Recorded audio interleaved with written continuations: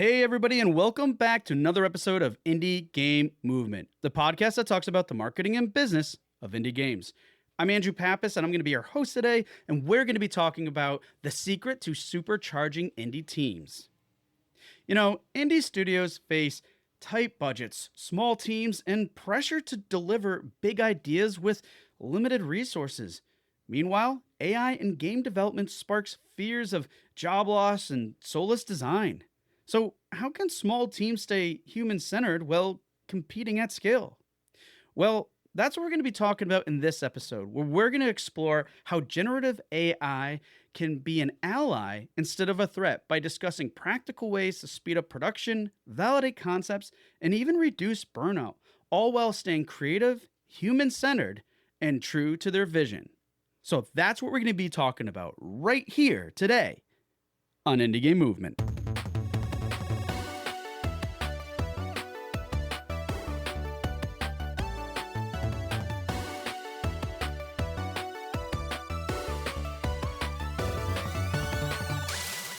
Hey, everybody, and we're back. And today with us, I have Irena Pereira. Irena, how is it going? And thank you so much for being here today. Oh my goodness. Thank you so much for having me. I've been really looking forward to this conversation, I have to say. Awesome. Well, I am as well. And I'm sure lots of us here are today. But before we get into that, folks, for those of you who aren't familiar with Irena, she is the CEO, the creative director and founder of Unleash Games and a few other titles too. I mean, CEO of Infinite Realms as well. Yeah, it's a new thing we've spun up. It's a thing. It's a thing. We'll get into that. Okay. And you've even been adjunct professor at New England Institute of Technology. Yeah, in my spare time, I also teach entry-level game development at NEIT. So I teach college freshmen how to make HTML games and how to, manipulate browsers with JavaScript. It's a blast. Oh, love it. And I mean, in terms of the work that you're doing with these, companies and everything, what are some of the projects that you're involved with, and maybe some other things that you worked on?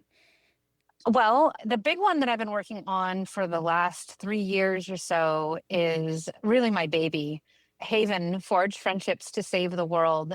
It's a cooperative, family-friendly fantasy RPG in the vibe of World of Warcraft, but cross-platform. Nice. Because, my kids play games primarily on tablets or on consoles or on their phones. And I thought it would be amazing to have a game where I could go on dungeon runs with my kids, because I'm an old school MMO player. I played EverQuest for 7 years. I shouldn't say that out loud, but I do. And so much WoW that I went and I worked on it. So I was the front end developer for World of Warcraft back in the vanilla Burning Crusade, Wrath of the Lich King days. I was full stack. I did design, art, implementation. I, pushed things up to the test server, got yelled at by people and then fixed it. And I was also a community manager for the add-on community. So I was helping, our community devs build add-ons to extend our game and make things better, which is I'm a big proponent of. Indie devs have always held a near and dear place in my heart. But what I realized was WoW has become a very different game over the last 20 years that it's been live. And it's a little bit more complex, less, friendly the way that I imagined it. I used to say that, WoW should be so easy your grandma could play. And in fact, we did have a grandma that played. She was quite legendary. But that's kind of gone the way of the dodo. So Haven became my effort to create a really usable, but same kind of like tab targeting adventure, multi-class gameplay experience that I feel like is really missing from the market. Unfortunately, things like games, this makes me a little sad, but games are having trouble getting funding. And so we did raise, a little over $1 million to build the playable demo that we have now, but we haven't been able to land any additional funding. So I had to be creative as to how to keep that dream alive. So I've been bootstrapping Haven since we ran out of money, because we did, as one does when one spends it. It's amazing how that works. And I spun up a new company, which I think we'll get into a little bit more deeply, but Infinite Realms is kind of a branch out from Haven. in that particular project, because we imagine Haven was going to be a game that starts off within our IP, our world, but there's a lot of, cross-dimensional gameplay, similarly to how Fortnite functions. And we did that with intention because we wanted to have players open up portals into different worlds rather Okay. than like swapping skins like you do in Fortnite and staying on the same level. We wanted you to open up a portal and suddenly land in, Faerun or, in I don't know what's another fantasy world that I can't think of, like on Ringworld. I don't know, some really cool like fantasy place that you've never quite experienced, but you still had that familiar, friendly gameplay that carried you there. And we realized that there was a whole business in that. And we spun that out and we actually raised $1 million, like in this funding climate, to build out that company. And we're now building very, very hush hush 2 projects at once in 8 weeks, one playable, one displayable, and taking that to Gamescom to see if we can go raise more money. Oh my goodness. So lots of cool, exciting stuff going on. That's legit. Yeah. Well, I can't wait to dive in a little bit more to learn about that and also, why we're here. But first, before we do that, we're going to have to put you through the Q box round. And folks, for those of you who aren't familiar, just a few random questions I prepared here for Irena. So I got to ask, and I mean, I don't know why I bother asking folks, but Irena, are you ready for the Q box round? I guess I have to be. All right. I'm in it to win it. Yeah, I love it. All right. So the first question here is, what's your biggest gaming pet peeve? Oh my God, a bad UI. Like, don't come at me, bro, with a bad UI. Spend some time polishing that shit. Or, sorry, can I say that word? I'm sorry. Yeah, we will. It's okay. Spend some time polishing that UI, because if it's clunky, if like I have too many things being thrown at me, or like a bad first time user experience, you're not going to get me past the intro rounds. I can't. I have my standards are way too high. Yeah. And if I remember correctly, you have a history in UI and UX and everything too, right? Yeah. Yeah, that's my jam. Yeah. And I actually have a consultancy where I help people out with fixing their bad UI and UX. And when I work on larger teams, I am a UI person. So even on my projects with my team, I'm like the UI person, and I'm building the art and implementing it and making all the notes of all the bugs, of things that need to be polished. But yeah, no bad UI. Otherwise, I'm just not going to play it. Good. All right. Next is, what's the most common mistake you see companies make in the industry with their businesses? Well, I think it's the thing that's killing our industry right now. And that's not validating games with their market. Like, we assume that we're going to make a game for this type of a gamer who likes this type of a game. And we invest a lot of money behind this project under this broad assumption that it's going to work, when we don't actually test it with the audience. And we don't do the work to understand that audience or fine tune it and figure out how to, target. If we mistakenly target broad audiences to show that, oh, everybody's going to love this, we're going to have 2 billion players, when in fact you need to find like the 5,000 that will be obsessed, and that will multiply, but you need to make those 5,000 people happy in order to make a game win. So, and then you need to find those 5,000 players and test it to make sure that you're right long before you ever release. Yeah. Yep. Good point. And last but not least, and the staple here on the show, is, what game are you playing now? I'm holding out right now. I'm holding out for Subnautica 2. Yeah.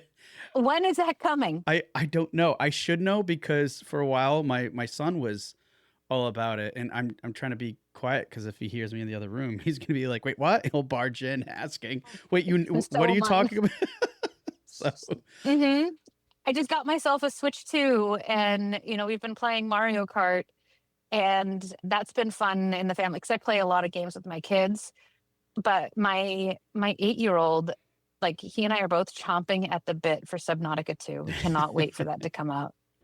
Well, I know someone else here that won't be able to wait either, so I'm gonna be quiet about it. Just But ish.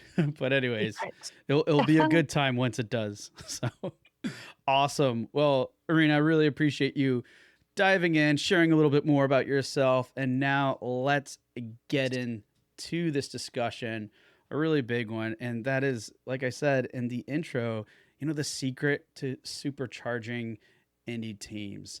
And I would love to kick this off with this idea and everything, and especially with you know how we're using it and what has inspired things, like especially you to explore generative AI as a tool for empowering game devs rather than replacing them. And I know we're going to get into lots of other different topics with this, folks, but in particular, what's inspired you to explore it? Well, Gen AI is a game changer. And I think that there's a lot of misconception around it. And partly because we have, pardon the term, bean counters driving a lot of the narrative around Gen AI. You see VCs talking about how Gen AI is going to be like push button, make game. And that's, I think, a use case that none of us ever want to see.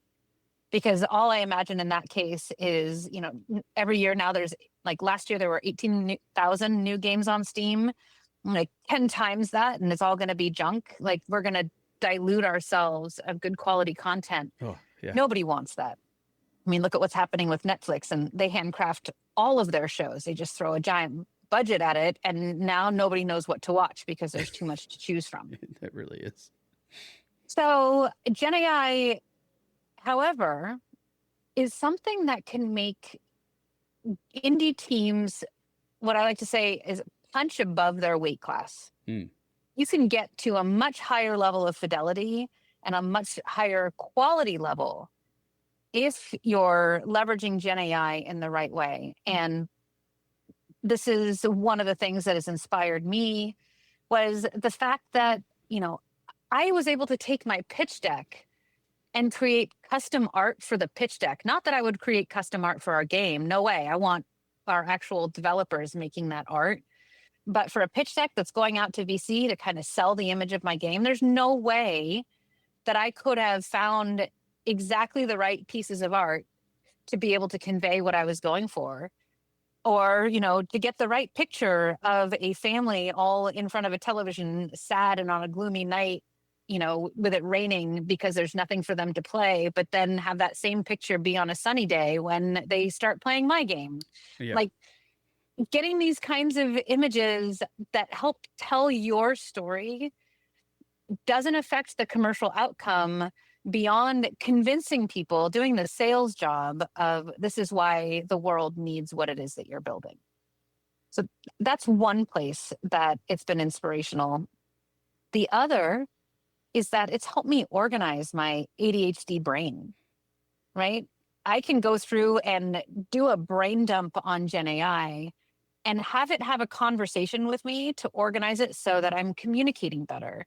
Or, if I'm writing a letter to somebody and I want to, erase my angry tone or my frustrated tone and make it a little bit more friendly. Like these are ways that Gen AI can really up level every one of us in a way that doesn't hurt anybody in the process. But we seem to be trapped in this world. Like my kids, even like when they see some of the stuff that we're doing and they say, is AI involved at all? And then they just don't want to even talk about it because they've been convinced that AI is going to set the world on fire when that is just quite literally not the case. It's a multiplier. It's a force multiplier. And it can make, you and I a lot more effective, work faster, get more done in a day if we allow it to. Yeah. No, I love those points too. And I think a good way to approach this too, because you're right, there is a lot of, conflict, uncertainty, around the topic, but let's take a quick history lesson, right? Like go back to, you know, the industrial revolution and stuff, and when we were industrializing and coming up with assembly lines and all these other things, and the mentality there were like, you still need people to do these things, and it's still the case, and now it's just a different phase essentially. But I mean, think of what happened. You still, with production lines, they thought that like people were going to become obsolete, and this is and no, they never were. But it was a very different, scary time, simply because of just change, right? The transition. Yeah, I mean, let's be honest, cars put horses out of work, Yep, they did. and we have a lot fewer horses in people's backyards now. And, that is sad, or maybe good for the horses, because they don't have to work so hard, and they don't get like the horses were being abused when they were our burden animals and our primary mode of transportation. Right. The allegory I really like to use, because I'm a photographer. I went to college and I learned photography, and I had to stop taking photography because I couldn't afford all the film and the chemicals and the paper and the camera equipment to be able to take all the photos that I wanted, to be able to train in the skill. But I loved it. Like, I 100% loved being in the dark room, manipulating, how I was exposing my prints, developing my film. But lo and behold, when digital photography became a thing, I went nuts. I could take as many photos as I want, Yeah. as many photos as my memory card could hold.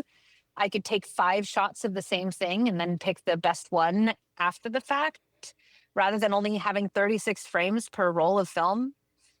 Like, that's the metaphor of the force multiplier that I think Gen AI is, if we use it correctly. Yeah. No, I love that you share that perspective and that story too, because it's right. It's really about how you approach it, and there's right and wrong ways to approach it too. But I look at it from a perspective, and it seems that you do too. Is just there's more opportunity out there, as long as you're using it.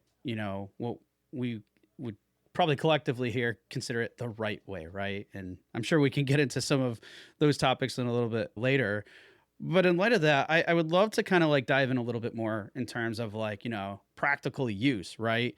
Especially as it relates to Gen I and development. And just out of curiosity, like, how are you currently using Gen I and, let's say your pipelines between like Infinite Realms or, Unleashed Games? Well, it's interesting because Infinite Realms is now working with Unleashed Games. Like, I have a separate team at both companies that are doing 2 different things. And Gen AI is at the center of Infinite Realms. And what we're doing there is we're literally just using Gen AI as a brain, a processor, Hmm. right?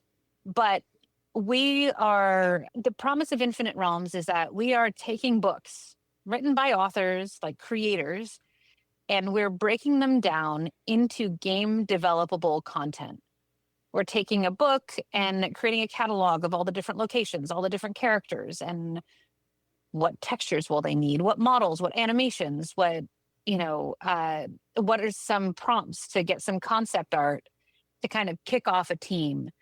That is incredibly powerful as a tool, but it sticks with our core ethos, is that we want creators at the center. We want to be processing original material created by humans. So on the Unleashed side, we are ingesting that content because we're working with an author. And that author has written 5 books in this series, and we're adapting her first book into a playable experience. So now we're keeping the, feature set low bar. It's a text-based experience, so that we don't have to rely too much on Gen AI for art. However, we are starting to get some art into the game because the text base wasn't quite getting us to where we wanted to. So Unleashed is ingesting the content, generated by our AI. Unleashed says, hey, we need quests that live in this world, because nobody on the Unleashed team has read the book. I mean, I bought it for all of them, but there's no way they would have been able to read and finish all the books in time for us to be able to develop. So Infinite Realms provides them a list of, 10 to 15 different quests that are appropriate for the world in that context, which then the game designers can use as a starting point to actually make it match gameplay and make it actually fun. So that's one way that we're using it. But on the actual game development side, one of the things that we've been struggling with is the art pipeline and we wanted to figure out the art pipeline specifically in a way that allowed us to keep that human artist at the center. And our environment artist, she is adamant. She's like, I do not want AI to take away the fun of my job and like my creative input. So she has been, she works faster in 3D modeling than she does in sketching, even though her sketches are quite good. But she's been concepting out these spaces in 3D, creating all the geometry, and then tracing over them with her own pen work. But then we've been taking it into Gen AI to paint over it. Mm. So it's still our original compositions, our original locations, but we can paint over it in 15 different ways in one night and say, hey, we like this direction better versus that one. The optionality that, that Gen AI offers, like it closes the iteration loop in the most effective ways. So, and it's not that she's then, throwing that into the game is done. No, then she steps in, takes that painting work, modifies it, up levels it, washes it, gives it some atmospheric effects, tosses some blood dripping out of a hole in the wall, the things that you would do for a dungeon environment. And so that's, one of the ways that even with art, we can use Gen AI in a way that doesn't steal from anybody else.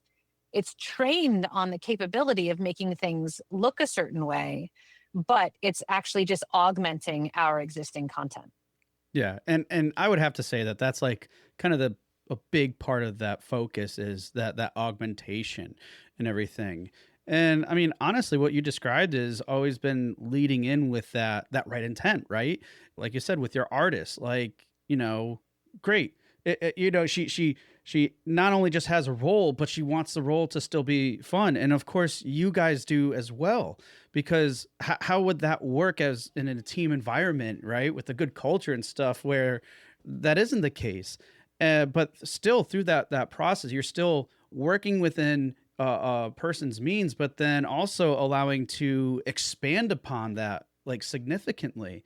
And I mean, just, we're talking about supercharging. I mean, just think of like time, money, resources, all these other factors are just so huge. So and I love how you kind of walked us through that process, using, your artist as an example, because that's a very different picture than what we often hear discussed and talked about in all these different circles about how art is being generated. And we can't even really call it art, but how these images are being generated and at what cost. This is definitely not the case based off of how this is used. Absolutely. Another use case that, is near and dear to my heart was work I've been doing personally, where I had to use a couple of models to be able to get there, but I was able to generate a mock-up of an interface for our game experience to be able to sell to the team, like, this is what I'm thinking UI wise. And for like, as a creative director, this is the direction I want to go. Now let's make a game experience that gives these vibes. And they were able to get amped up about it, because they could see themselves playing this game. Whereas when I was saying, hey, let's make a text-based experience, they're like, womp womp, like, who wants to play that? But when I showed them what I meant by a text-based experience, and it had the vibes of a game, and there was a lot of actual imagery in it, and it had a finished UI, suddenly, like, everybody was on board. It's an alignment tool. It's a communication tool in a very powerful way. I didn't need to use that mock-up, but I did actually take that mock-up, and then I use that to inspire myself for creating what the UI, like the windows look like, and what different elements within the UI would look like, and how to decorate the experience. And I also, was able to get to a style for a lot of the icons, and I uploaded that style into AI and then had it make a backpack, a key, a ring, a bone, a sword, all, but it kept aligned to the style of what I wanted all the icons to look like. And then all of the icons matched. And I could get, 40 icons out to my team in one night rather than it taking me a month to paint all those myself. I would very much prefer to do that. I mean, my timeline is pretty compressed, but like if I were sitting and painting 40 icons as my, Jira tasks for that month, I might shoot myself. Yeah. And you know what? You're absolutely right. Like this whole process too is about articulating ideas. And you know what? I think that's one of the biggest problems or difficult areas that a lot of teams have is how do you articulate these ideas? How do you share them with others? Especially if, let's say, it's a new team. You're starting to kind of get to know them a little bit better. And through that process, you're still learning. And it's difficult to properly communicate. But one of the best ways you can do that is, with other types of visual representations. We're visual creatures, Yeah, right? yeah. And especially like engineers, bless their hearts. I'm an engineer myself. Like many engineers do not have the ability to project an image into their brain based on words. They are not Hmm. visual thinkers, but they can look at an image and grok it like, Yeah. like that. So, and at the same time, venture capital and business people aren't the most imaginative people. So when you describe an image as an artist, or what a game UI or game experience can look like, if you're not the world's most like capable orator and storyteller, you're not going to be able to sell your idea as well. But now everybody like can communicate an idea and the playing field is leveled. An engineer can contribute their idea visually. An artist can do so visually in the way that they know how. And a business person can communicate an idea, and suddenly they're all working on equal footing. That's powerful for collaboration. Yeah, absolutely. It really is. And not just powerful. I mean, I'm not, I'm going to stop myself because I will totally go on a tangent, but it's like this just can dovetail and go into so many different directions that again is just gonna save time, save money, resources, and also stress, frustration. I mean, let's face it, there's so much that this can accomplish, but also it's a matter of doing it the right way too, which I think is a really good area that I want to kind of dive into a little bit too, because even with like some of the things we're talking about, I'm sure that some people are still thinking about the potential you know ethical use of some of these things and stuff. And let's face it, we know there still is and probably will always be some type of concern about everything from AI replacing jobs to just other factors.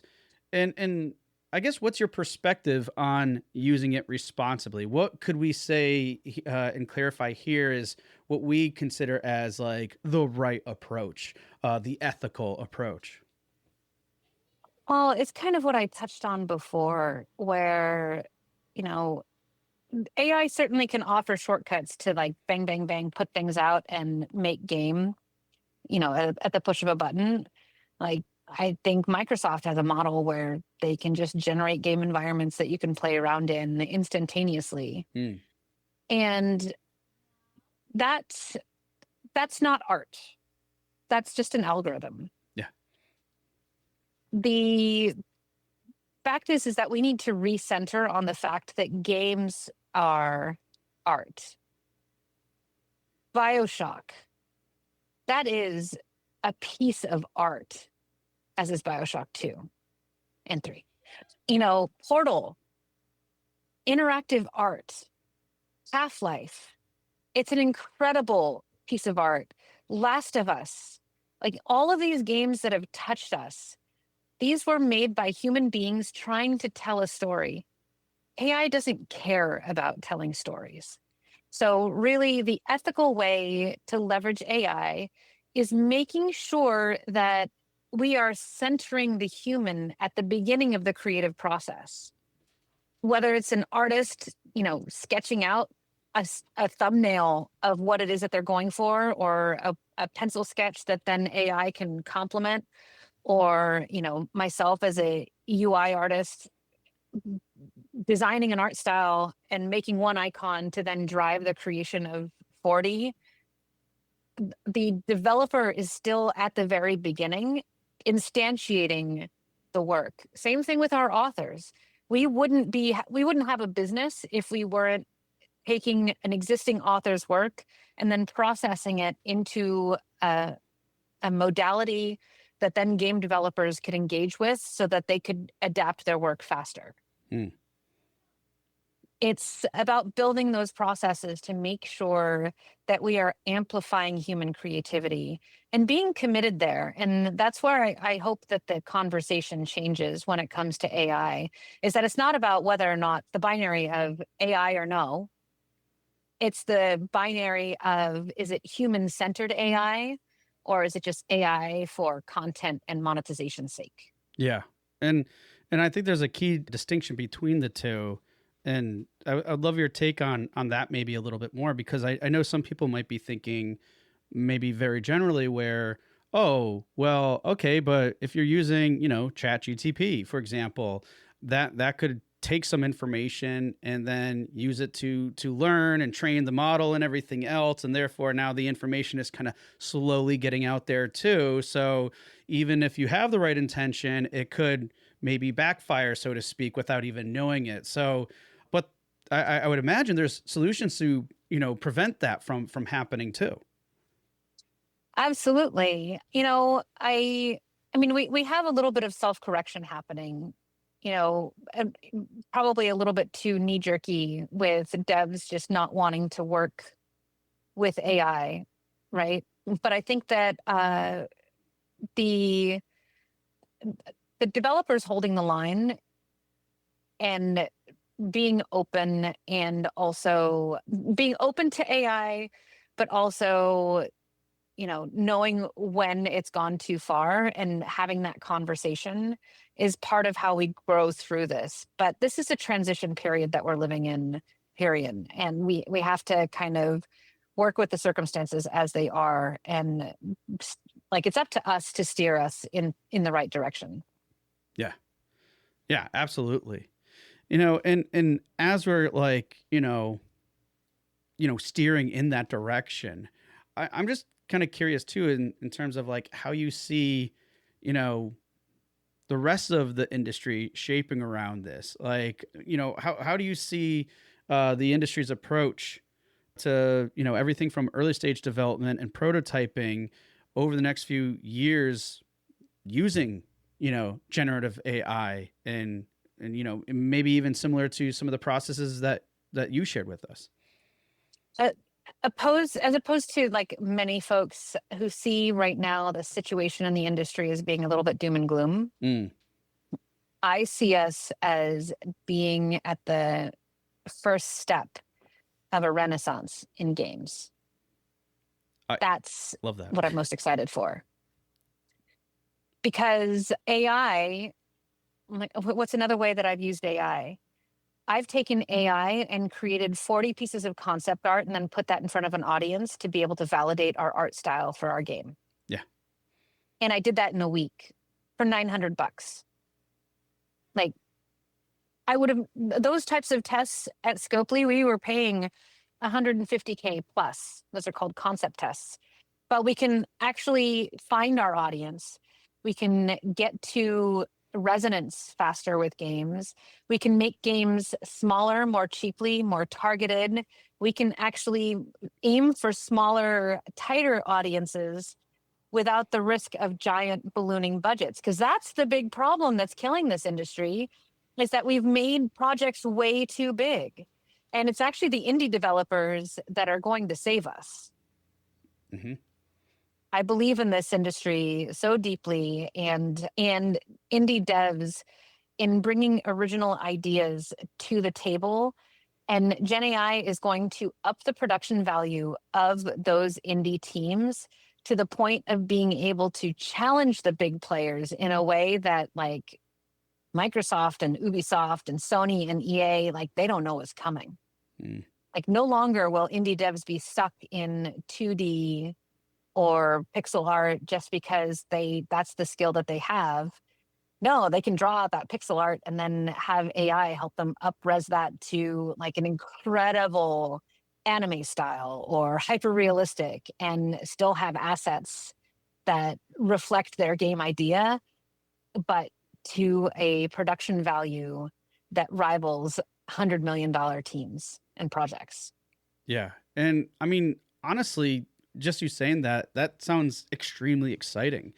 And, we are already seeing some of those types of things happen, like kind of the proofs in the pudding, but those numbers are still super, super small. Right. But this just means there's more potential. There are more opportunities for this to happen. It's no more of a matter of being upset or stressed or burnt out because you're not going to be able to get to that point. Because again, these opportunities exist and they allow us to look at things in a different perspective, a different light that allow us to, engage better, build trust, resonate with players in ways that we really haven't thought about before. And that's the side of it that I see as well too. I think it's so interesting and such a very cool time, even though we're kind of going through a rough patch right now. Yeah, we're going through that awkward dating phase with AI, and we're figuring out if we want to keep her or, move on to the next model. But like, the technology is getting better and better. Like, just a year ago, we were looking at 3D assets generated by AI and say, nothing's production ready. You should see some of these like 3D asset generators. Like, they can take a 2D drawing and turn it into a fully like rotatable 3D model that like is performant, as like is low poly, high poly. It's up to you and the frame rate that you want to go for. Like that, plus these platforms, these engine platforms like Unity and Unreal opening doors, like Unreal saying that they won't take, a platform fee for games that make under $1 million. Like, let's go. This is the moment that we are all made for.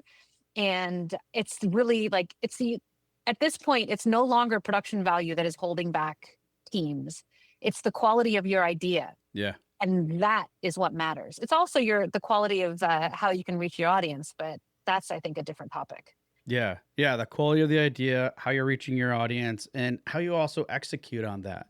Because again, it can't just be AI alone, as we already covered.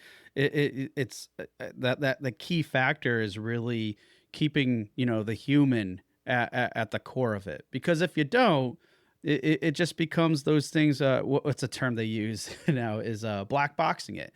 You push the button, it comes out, and that's where it's in that where it's a trap. We lose our creative sense. We lose what we can call art and everything. So don't do that. Don't do that. No. And It's a trap. It's a trap. Thank you. What is it? Admiral Akbar. Yes. They'll live in infamy. In terms of, people listening, or even studios, small teams that are, kind of starting out, looking to experiment. I mean, do you have any like advice for those as it relates to, AI tools or other things that they can consider when looking to use AI? Well, so one of the things that I've done to make myself feel better about using AI, especially with unique ideas, is to not use commercial off the shelf AI. Mm-hmm. Like, if you have a machine fast enough to process, you can literally download AI onto your local box and process it locally using something like DeepSeek. You can download a model of any size depending on how much RAM you have. And you can literally have a conversation just like you would have with ChatGPT, but do it on your own local box so that you're not losing it to training data. Mm. That's one thing. Another thing that has been really powerful in terms of my ideation and like pitch development is literally use AI to help you design and write your pitch.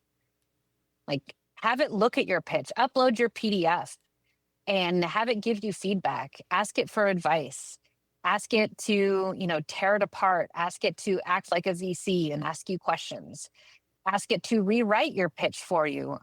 And like you can take that and then take it to a really cool tool called Gamma. Maybe it's Gamma. Is it Gamma? I'm like trying to remember right now on the fly. I'm gonna check. It's Hold all good. on. We could, Yeah. No, it's Gamma. Okay. GAMMA.app. Dude, that is a pitch deck generator. You upload the text and it will create a beautiful pitch deck, which then you can edit directly on the app. Like if you're like, the joke that I make is that I had upward mobility in my salary and positions in the industry the minute I embraced Google Slides as my primary development tool. Pitch decks will get you far, my friend. So learn how to make a pitch deck or have AI guide you in that direction, because like it will take you over the top, because that's a way that you can communicate your ideas, and you can use AI to fill in the blanks in terms of the imagery and the concepts, and also create really beautiful graphs and slide presentations to really get your idea across. But the thing that I do with ChatGPT, and this one's the game changer, is that there's a little function in there called projects. You want to use that. You don't want to just have a random chat and have it be floating, because every ChatGPT account has, its own namespace. So what you talk to ChatGPT about, like, it's purely yours. However, you can also section that off into projects. So I have one for Infinite Realms. I have one for Haven. I have one for, medical care. I have, and I segregate all the topics. And then whatever is in that folder is self-referential, and it maintains as a namespace. So you can hone your pitch. You can have something be very specific about one project versus another with that project sorting that will completely change the game with how you use AI. Yeah. And it's funny because that one I didn't find out, I think, until it's always like hard to see when some of those new features pop up. Because for a while it was just floating for a while. And then next thing you know, it's like, I'm like, it'd be nice if they could do this. And then one day I'm like, oh, they did. Good job. Good job, OpenAI. But yeah, you're right. It's just I hate operating in the evil empire sometimes, which is why, I go for local processing as much as possible. And you can also download your own image generation LoRa's that then you can tune to your art style for your game and be generating art trained on art you've already built. Yeah. And again, that just helps with that whole articulation, vision, alignment process too, because there's so much of this that's happening already that can be problematic for teams. And why wouldn't you want to leverage something that can, better establish and share and communicate that vision? Because if you can't, that can make all the difference too in whether a project gets backed, gets support from other partners, whether it's different team members or a publisher. I mean, that range is so huge, but the second that you have a tool and a means to communicate that effectively, where someone goes, aha, I get it, that makes all the difference. It can take out all those challenges and obstacles that we don't understand why we're facing when we know it's right. It's just, maybe it just didn't get shared as clear as it needed to be. That aha moment is gold. That aha moment when everybody in the room gets it, that above all else, because that is the core of great collaboration. Yeah, absolutely. Can't agree with that more. Well, I know we have discussed lots of different things here on this topic. And as we get ready to close, I would love for you to share, some takeaways, tips, or suggestions, based off of, what we discussed today. So what you got? Well, that was the big one is the grouping of the content. Don't be afraid to use Gen AI, and when you do, just think of yourself as that originator. Like Gen AI is not the creator. Gen AI is not the creative mind that is driving the idea. It's the rubber ducky on the other side of the screen that can actually talk back. And more than anything, that is the power play, because without, operating in a, a vacuum of you by yourself, I mean, my brain hates being by itself for too long, because I'll just get stuck and want somebody to come back and say, "Yeah, no, Irena, pat you on the head. This is good." But when have somebody else that can give you perspective, it's incredibly powerful, and not only that, it's empowering. Mm-hmm. So, I don't see it useful in like composing emails in Gmail, or like Gemini alongside Google Docs. Like that to me is a waste of time, other than like formatting a spreadsheet. That's really cool. But here's a real power play, and this is my hot tip.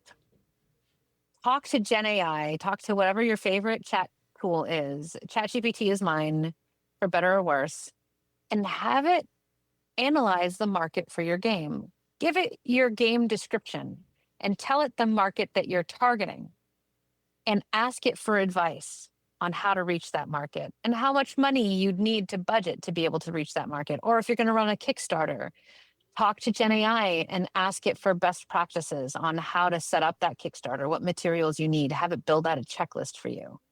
Like these are the places where you can use ChatGPT as a marketing help. Like, no knock to you, Andrew. I know this is stuff that you literally do, but some folks can't afford you. And this is where you can make all the difference for you and your team in reaching your audience, and is in leveraging ChatGPT. And you can get all that stuff started. And then when you do have some money, you can go to somebody like you, Andrew, and like get your feedback and perspective to help expand that project. But the key piece is figure out how to test your idea and use the Chat GPT and the image like Midjourney to create like art, and create that art that doesn't look like your game. Looks like maybe a competitor's game, and throw it up on something like Polefish to get feedback from the market, just to see, do people like what you're doing? And that's one way that you can use AI in a way that where the art doesn't end up in your final game, but it helps you either validate or invalidate what it is that you're building. Yeah, no, all great points there. And again, it's about testing. It's about, having even a very basic, I wouldn't necessarily call it collaboration, but conversation that helps you get some perspective, right? And even just getting some insight from, marketing practices. I mean, of course, because I think there's too much of us out there making this assumption, not going through exercise such as that and being like, hey, what should I consider about audiences? And at least starting that conversation, at least start getting a starting point where you're, maybe thinking about your audience in a different light, being a little bit more empathetic, because sometimes we still get in that trap of, yeah, I'm making an RPG, so therefore I'm going to market it to people who like RPGs. We got to stop doing that. So as long as we're having these conversations and starting points, that's at least going to put us in the right mindset to move forward. And then as we grow, then we can get other help and other support along the way. So absolutely love those points you mentioned, and some good takeaways at that. So now, can't thank you enough. So, I mean, it's been great, Irena. And, based off of that and everything else you shared, what are ways people can reach out, connect, learn more about Haven, Unleash Games, Infinite Realms? Please give us some links. Well, Infinite Realms is on the stealth train right now. If you go to our website, it is absolutely useless. Sorry about that. It's coming. However, you can find out about Unleashed Games at unleashedgames.com. Please go check it out. You can sign up for our mailing list there. If you want to know more about Haven and this cooperative, family-friendly RPG that we're building, go to haven.unleashedgames.com. And there you can sign up for our beta community. We're hoping to open up our Discord, and we'll be needing more friends on our Discord to be able to launch our Kickstarter, which is hopefully releasing, again, this word, hopefully, keeping it open-ended, but wanting to launch a Kickstarter this fall. But we're going to need help with our community. But the coolest thing that we do is every Friday, we play test our game Haven live on Twitch, YouTube, LinkedIn, now TikTok, on all of these platforms with a new guest every single week. And Andrew was a playtester on our stream. How was that for you? It was a lot of fun. As I mentioned before and during, it's not a game type that I'm familiar with. So I all I have to say is, one, I had lots of fun, and two, I am very grateful for the support you and one of your team members provided that I desperately needed while playing it. Well, you know what? There's a learning curve if you're not familiar with WoW style gameplay. But thank you for being a good sport. And in fact, we have a new guest every single week, and they come from all ends of the spectrum of gamers and people in the industry. And we do that specifically to do what we call eating our own dog food. Putting our game, like, I love putting games in front of our game in front of gamers who don't play our kind of game, because I get to see where you hiccup, where I have opportunities to make it better. And that's more valuable than you just saying, hey, it was easy, it was fun, it was really, exactly what I expected. Yeah. Oh yeah. And if you think about it, you're one of your key focuses too is like making it family friendly, right?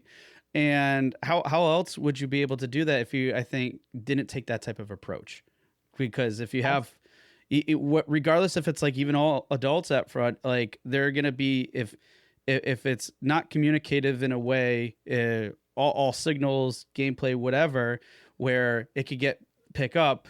I would say it's not as accessible as it needs to be for a family-friendly approach, right? I mean, let's face it, even said, yeah, even grandmas. We got a grandma on there too, but rightfully so. It's I think a really smart approach to doing it that way, and it makes it a lot of fun too, which in my case, it definitely was. And from what I've seen, a lot of fun for a lot of other people too. Yeah, I can't wait to get this game out to market. So please, the more people that sign up for our mailing list, the better, because that's really the way that games sell these days is, hey, we have 1,000 people that want to play our game. So do sign up at haven.unleashedgames.com and catch us on YouTube or Twitch every Friday at 11 a.m. Pacific or 2 p.m. Eastern. Hopefully you'll say hi one of these weeks. Awesome. So folks, go check it out. It is a fun time. And yeah, maybe you could be a player. Come yeah, and apply to join us. Totally. I would highly recommend it. It's definitely worthwhile. Well, Irena, I can't, again, thank you enough. It has been great. And yeah, really appreciate you on the show and sharing your insights on how, devs can supercharge their teams. I can't thank you enough. Thanks for having me, and have a great day. Hey everyone, thank you for listening to another episode of Indie Game Movement. I'm Andrew Pappas, your host, and the show's producer is Mustafa Price. Show notes for this episode can be found by visiting rengenmarketing.com, the number episode of the show. Rengen Marketing is a consulting marketing company that helps indie devs with their marketing efforts. Whether you need guidance with your game's marketing strategy or could use a free marketing plan template, then please visit www.rengenmarketing.com and take action. A special thanks to Dakota Saw for Season 2's opening theme and Melissa Gellis for the new logo design. And as always, thanks for being such great listeners, and we'll see you next time on Indie Game Movement.